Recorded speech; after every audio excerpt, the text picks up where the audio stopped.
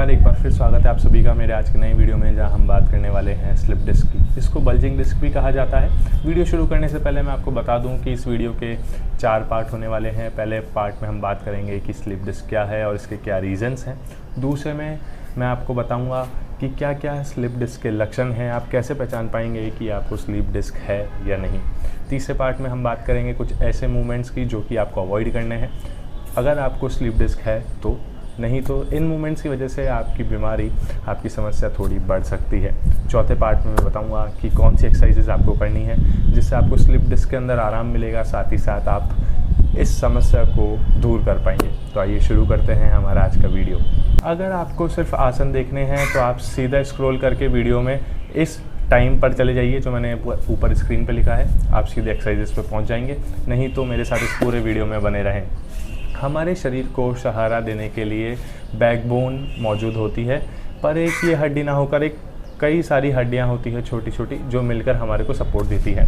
अब इन हड्डियों के बीच से होकर के गुजरती है मेरुदंड यानी कि स्पाइनल कॉर्ड, जो हमारे बहुत से फंक्शंस को कंट्रोल करती है। ये बैकबोन में कोई चोट ना आए, किसी तरह का कोई स्ट्रेन ना है, इसी को सपोर्ट देने के लिए होती है एक डिस्क।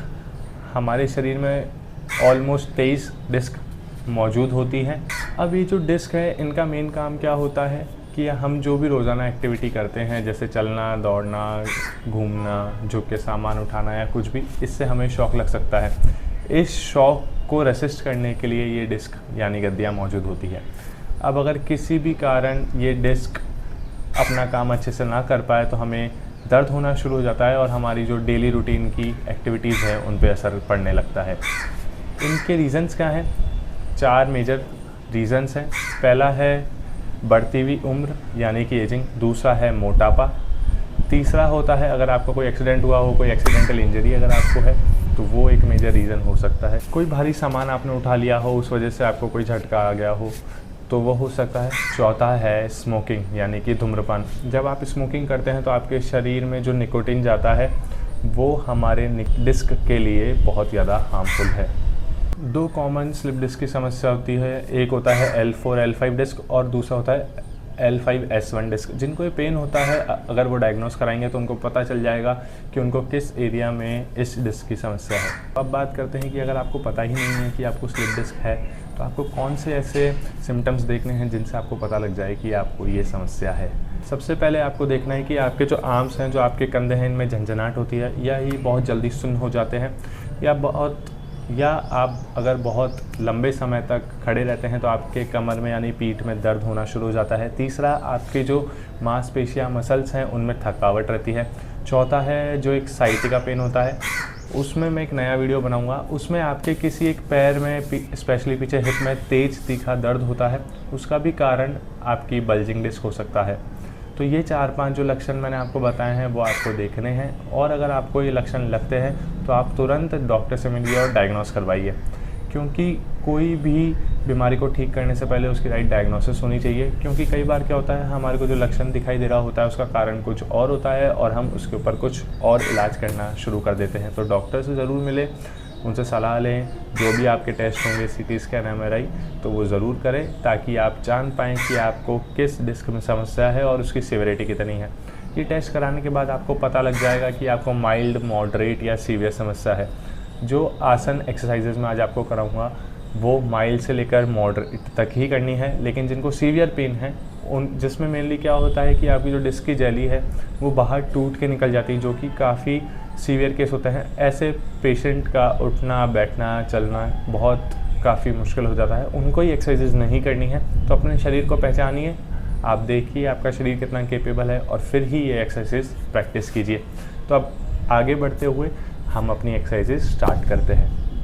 अगर डायग्नोसिस के बाद आपको पता लगता है कि आपको स्लिप डिस्क की समस्या है तो उसके रिलीफ से पहले आपको जो चीज़ अवॉइड करनी है वो समझना बहुत ज़्यादा ज़रूरी है, क्योंकि ये सारे मोमेंट्स हमारे डेली रूटीन से जुड़े हुए हैं। 4 चीज़ें आपको बिल्कुल अवॉइड करनी है। पहला है सामने की तरफ झुकना। जब हम सामने की तरफ झुकते हैं तो हमारी जो डिस्क है, जो डिस्प्लेसमेंट है, वो पीछे की तरफ और बढ़ता है, जिससे वो जो दर्द है वो जो और ज़्यादा महसूस होगा। तो स्लिप डिस्क में आपको सामने की तरफ झुकना अवॉइड करना है और सामने की तरफ झुकने वाली एक्सरसाइजेस अवॉइड करनी है। दूसरा, आपको कोई भी भारी सामान झटके से नहीं उठाना है, यानी हैवी लिफ्टिंग नहीं करनी है। जिसमें भी अगर आप वेट ट्रेनिंग कर रहे हैं और स्लिप डिस्क की प्रॉब्लम आपको है तो अपनी वेट ट्रेनिंग बंद कर दीजिए। तीसरा होता है साइकिलिंग।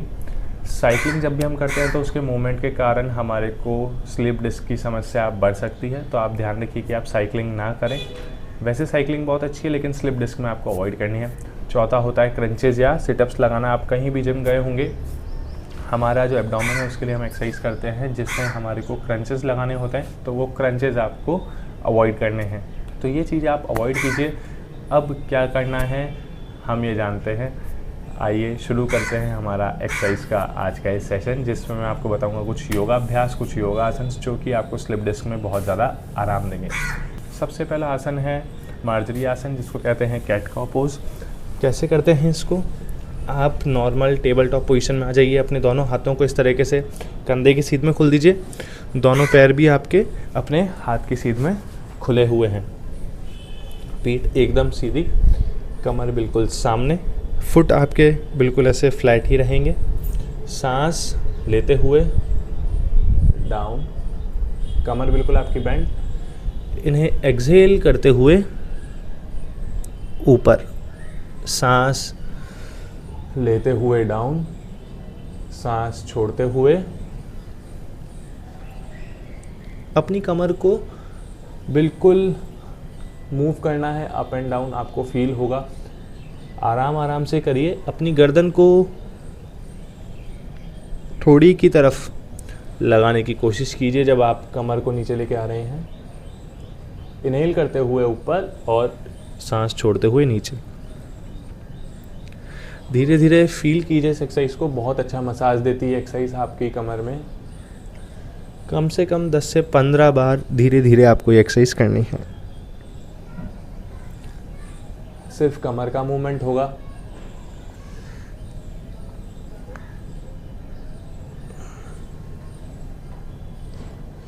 पूरी एक्सरसाइज होने के बाद आप सांस छोड़ते हुए वापस वज्रासन में बैठ जाइए। कम से कम 10 से 15 बार आपको डेली एक्सरसाइज करनी है। दूसरा आसन जो है शलभ भुजंग आसन, बहुत ही आसान आसन ये है। ये एक्सरसाइज उनके लिए बता रहा हूँ कि आप ये डेली एक्सरसाइजेस कर सकते हैं। कोई भी एक्सरसाइज करने में आपको दिक्कत नहीं होगी। मैट नहीं है तो आप इसको बेड पे भी कर सकते हैं। योगा मैट की ज़रूरत नहीं है आपको, मैं भी दरी पे ही करता हूँ, ये दिखाने के लिए कि योगा मैट होना ज़रूरी नहीं है योगा करने के लिए। कैसे करना है आपको ये आसन? ऐसे आप लेट जाइए, इसके बाद अपने दोनों हाथों को ऐसे खोल लीजिए और ऊपर उठ जाइए। इस तरीके से आपके पैर टोज फ्लैट होंगे बिल्कुल। यहाँ पे कम से कम आपको यहाँ पे 5 सेकंड रुकना है। 1 2 3 4 5। पूरे समय आपको सांस लेते रहनी है और सांस छोड़ते हुए 5 सेकंड बाद नीचे। फिर सांस भरेंगे, इनहेल करते हुए ऊपर, 5 सेकंड होल्ड करेंगे। 1 2, गर्दन आपकी सामने की तरफ ही रहेगी। 4 5, सांस भरिए और छोड़ते हुए नीचे। आपको पूरा स्ट्रेच इस जगह पे फील होना चाहिए। कैसे महसूस करेंगे? आप अपने हिप्स को टाइट कीजिए, सांस लेते हुए उठिए, अपने हिप्स को टाइट कीजिए। आपको हल्का हल्का पेन महसूस हो रहा होगा। 5 सेकेंड होल्ड करके यहाँ पे और एक्सहेल करते हुए डाउन। जब आपकी ये एक्सरसाइज हो जाए तो अब हम करेंगे शलभ आसन। क्या करना है आपको? अपने दोनों हाथ जो हैं उनको अपने जो हिप हैं उनके नीचे रख लेना है। अब हथेली के जो ऊपर वाला भाग है ये, इसको अपनी थाइस के नीचे इस तरीके से सपोर्ट देना है और अपने दोनों पंजों को, पैरों को आपस में जोड़ लीजिए। इसके बाद अब हम एक एक करके अपना पैर उठाएंगे। जितना हो सके आप उठाएं। कई लोग इतना उठा सकते हैं, कई लोग इतना ही उठा पा रहे होंगे, कोई समस्या नहीं है। आप अपनी बॉडी के अकॉर्डिंग उसको उठाइए। कम से कम 5 सेकंड के लिए इसको यहाँ पे होल्ड करें। 1 2 3 4 5 एंड डाउन। दूसरा पैर सांस भरते हुए 1 2, ब्रीदिंग आपकी नॉर्मल चलती रहेगी 4 5 और एक्सहेल करते हुए डाउन। वापस right leg 1 2 3 4 5 and down. Left leg 1 2 3 4 5 and down. चलिए दोनों पैर एक साथ उठाएंगे, कोशिश कीजिए, कई लोग नहीं उठा पाएँ, कोई दिक्कत नहीं है। आपको ध्यान रखना है कि आपके ऐसे घुटने टच नहीं होंगे ज़मीन पे, घुटने भी उठाने हैं आपको, जितना भी आप पैरों को उठा पाएँ उतना उठाइए। 1 2 3 4 5। ये एक्सरसाइज होने के बाद आप नॉर्मल आकर के वापस बैठ जाइए और यहाँ पे आप आराम से थोड़ी देर प्राणायाम कीजिए।